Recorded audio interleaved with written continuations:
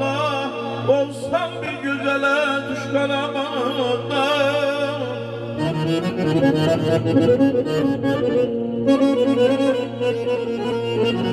Meclisler bezey kamandır tardır,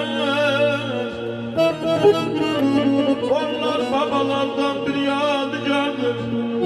Kileyli beylenen bir arzum vardır,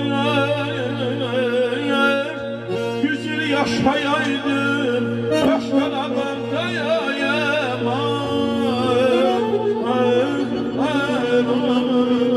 Ne işe düşer könül, eyler sen verersen, sen çok da